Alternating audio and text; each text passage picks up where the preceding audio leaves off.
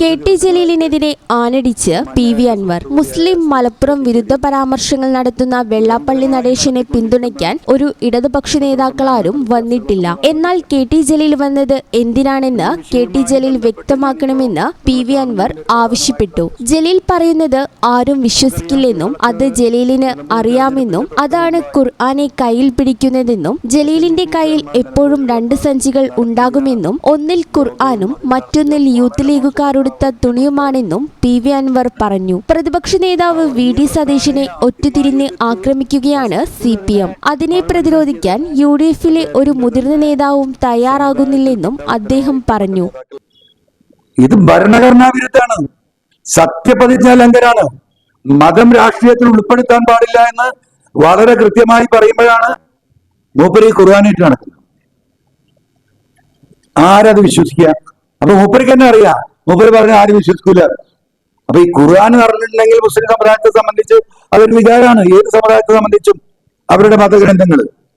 അപ്പൊ ആരും കൂട്ടർ കിട്ടായിട്ട് കൊണ്ടുവന്ന് നടക്കുന്ന, അതിന് ഉപയോഗിക്കുന്ന ഒരു സംഗതിയാണ് ഈ എന്ത് പറയുന്ന ഈ പരിശുദ്ധ ഖുർആൻ. ജലീൽ ഇപ്പോഴും നിർത്തിയിട്ടില്ല. ഒരു ബാഗിൽ ഇന്നലെ ഞാൻ കണ്ടു, അതിൽ മൂപ്പര് ഒരു സഞ്ചിന്ന് കുറെ സാധനങ്ങൾ എടുക്കുന്നുണ്ട്. ഇപ്പൊ 2 സഞ്ചിയായിട്ട് നടക്കുന്നത്.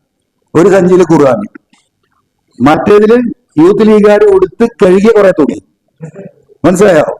പിന്നെ കഴുകാത്ത തുണി ഇന്നെടുക്കായിട്ട് ഇങ്ങനെ നടക്കുക. ഒരു മനുഷ്യനെ ഭ്രാന്തായ എന്ത് ചെയ്യാൻ പറ്റും?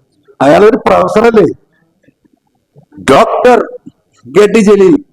എന്തിനാ ഈ ഡോക്ടർമാരെയും പ്രൊഫസർമാരെയൊക്കെ ഇത്ര ഈ ഭാഷാത്തരത്തിലാക്കി വെക്കുന്നത്? പൊതുമരാമത്ത് വകുപ്പ് മന്ത്രി അറ്റകുറ്റപ്പണി മന്ത്രിയായി മാറി. ഫറൂഖ് പാലം ഉദാഹരണമാണ്. വെള്ളാപ്പള്ളി നടേശൻ പറഞ്ഞത് വർഗീയതയല്ല എന്ന് ഖുർആൻ പിടിച്ചു പറയാൻ ജലീലിന് ധൈര്യമുണ്ടോ എന്നും അൻവർ ചോദിച്ചു. ബഹാവുദ്ദീൻ നദിവയെക്കുറിച്ച് CPM പറയുന്നത് കേട്ട് ഞെട്ടിപ്പോയി. ഒരു പണ്ഡിതനെ പെണ്ണുപിടിയനാണെന്നാണ് പറഞ്ഞതെന്നും അൻവർ ആരോപിച്ചു. രാഹുൽ മാങ്കൂട്ടത്തിൽ വിഷയം പ്രതിപക്ഷ നേതാവിനെ മാത്രം ടാർഗറ്റ് ചെയ്യുന്നു, ഒറ്റതിരിഞ്ഞ് ആക്രമിക്കുകയാണെന്നും ജലീൽ വൃത്തികെട്ട പ്രസ്താവന നടത്തുമ്പോൾ ഖുർആൻ കൂട്ടുപിടിക്കരുതെന്നും തവനൂർ വേണമെങ്കിൽ ജലീൽ മത്സരിക്കട്ടെയെന്നും അതിനുവേണ്ടി ഇങ്ങനെയൊന്നും കാട്ടിക്കൂട്ടേണ്ടതില്ലെന്നും കുറച്ചുകാലം ജലീൽ എന്റെ കൂടെ ഉണ്ടായിരുന്നെന്നും അൻവർ വ്യക്തമാക്കി.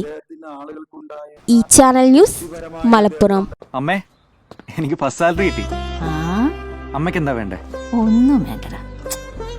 പറയമ്മേ. എന്നാ നീ ഒരു കാര്യം ചെയ്യും, KSF-ൽ ഒരു ചിട്ടി ചേരും. KSF-യോ? ഹായ് വേണുമാമ. എന്താ ഒരു ചിരി? നീ ഇരിക്കുന്ന MNC ജോലിക്കുള്ള എഞ്ചിനീയറിംഗ് ഡിഗ്രിയെ ചേച്ചി KSF ചേർന്ന് ഉണ്ടാക്കിയതാ. നിന്നെ കോച്ചിങ്ങിന് വിടാനും പഠിപ്പിക്കാനുള്ള ചേച്ചിയുടെ ധൈര്യം KSF ആയിരുന്നു. KSF-യുടെ പുതിയ ഹാർമണി ചിട്ടിയുണ്ട്, ഉടനെ നീ അതിൽ ചേരണം. KSF harmony ചിട്ടികൾ.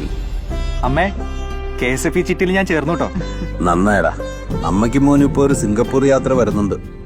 KSF ഹാർമണി ചിട്ടിയിൽ ചേരുന്ന 100 ഭാഗ്യശാലികൾക്ക് സിംഗപ്പൂർ യാത്ര സൗജന്യം. KSF, ഈ നാടിന്റെ ധൈര്യം.